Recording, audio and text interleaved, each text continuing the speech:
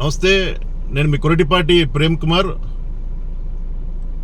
నా వైఎస్ఆర్సీపీ కుటుంబ సభ్యులకు మాత్రమే ఈ వీడియో. మీ అందరికీ ఒక కథ చెప్పాలని చెప్పి ఈ వీడియో చేస్తా ఉన్నా. దయచేసి ఎవరు తప్పుగా అనుకోవద్దు. నచ్చితే లైక్ కొట్టండి, కామెంట్ చేయండి, లేకపోతే లైట్గా తీసుకోండి. వీడియో ఖచ్చితంగా వైసీపీ వాళ్ళకి, వైసీపీ కుటుంబ సభ్యులకి.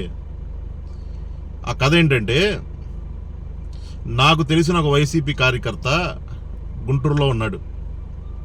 ఆ కుర్రోడు జెండా భుజం మీద వేసుకొని వైసీపీ కోసం చాలా బాగా కష్టపడ్డాడు కదా. పార్టీ అధికారం వచ్చింది. పార్టీ అధికారం వచ్చినాక అబ్బాయి అక్కడ లోకల్ ఎమ్మెల్యే కూడా గెలిచాడు. ఆ అబ్బాయి ఎమ్మెల్యే దగ్గరికి వెళ్ళి, ఎమ్మెల్యే గారు మన పార్టీ అధికారం వచ్చింది కదా, నేను ఒక చోట ఒక స్థలం చూసుకున్నాను, ఆ స్థలంలో ఒక వ్యాపారం ఏర్పాటు చేసుకుంటాను, ఆ వ్యాపారంలో నాకు కొంచెం డబ్బులు వస్తాయి, కొంచెం సాయం చేయమని అడిగాడంట. సరే, ఖచ్చితంగా సాయం చేస్తాను, ఎక్కడ ఆ స్థలం అడిగితే వివరాలు చెప్పాడు. సరే, అక్కడ స్థలంలో వ్యాపారం ఏర్పాటు చేసుకున్నాడు. ఆ వ్యాపారం చాలా బాగా సక్సెస్ అయింది. ఎట్లా సక్సెస్ అయిందంటే, ఖర్చులు మొత్తం పోయి డైలీ ప్రతిరోజు 5,000 రూపాయలు మిగిలే విధంగా సక్సెస్ అయింది. సంతోషం, బాగుంది. 5 సంవత్సరాలు వ్యాపారాన్ని బాగా కొనసాగించుకున్నాడు. మంచి లాభాలు వచ్చినాయి. చాలామంది కార్యకర్తల కన్నా ఆ కుర్రోడు బాగా సంపాదించుకున్నాడు.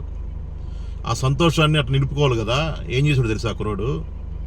వైసీపీ అధికారం పోయినాక ఒక బొకే తీసుకొని, ఇప్పుడు గెలిచిన ఎమ్మెల్యే దగ్గరికి ఆ బొకే ఇచ్చి, సార్ నేను పలానా వ్యాపారం పెట్టుకున్నాను, ఆ వ్యాపారాన్ని కొనసాగించుకున్నాను సార్, దయచేసి నాకు ఇబ్బంది పెట్టబోకండి అంటే, ఏవయ్యా నిన్నగాక మొన్న పార్టీ గెలిచింది, మా పార్టీ కోసం చాలామంది కార్యకర్తలు కష్టపడ్డారు, నువ్వు ఇప్పుడు వచ్చి నాకు బొకే ఇచ్చి ఈ ఎమ్మటనే నేను ఆ వ్యాపారం కొనసాగించుకుంటాను, నాకు ఇవ్వమంటే ఇవ్వటానికి మేము పిచ్చోళ్ళమా?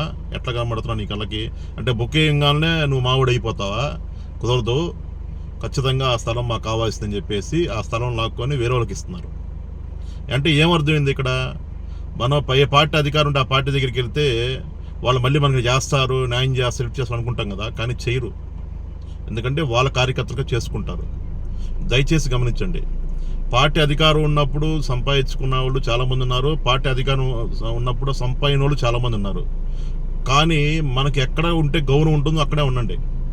మనం ఏరే పార్టీ అధికారం వచ్చి తీసుకొని వెళ్ళామనుకో, అక్కడికి వాళ్ళు ఏం చేస్తారు? మనల్ని గౌరవిస్తారా? దగ్గర తీస్తారా? తీరు. ఎందుకంటే వాళ్ళు అవమానకరంగా చూస్తారు మనల్ని. మన పార్టీలో మనకి అవకాశం ఉంది, మన పార్టీ మళ్ళీ అధికారం వస్తుంది.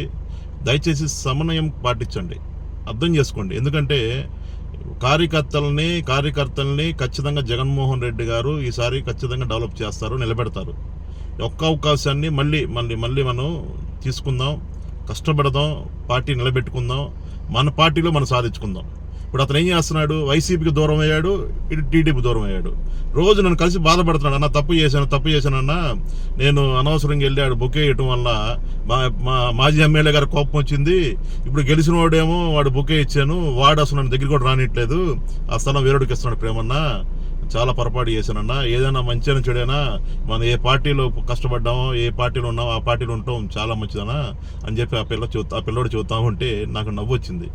దయచేసి ఈ కథ నచ్చితే అర్థం చేసుకోండి, నచ్చకపోతే లైట్గా తీసుకోండి. కానీ వైఎస్ఆర్ కాంగ్రెస్ పార్టీ కార్యకర్తలకు మాత్రమే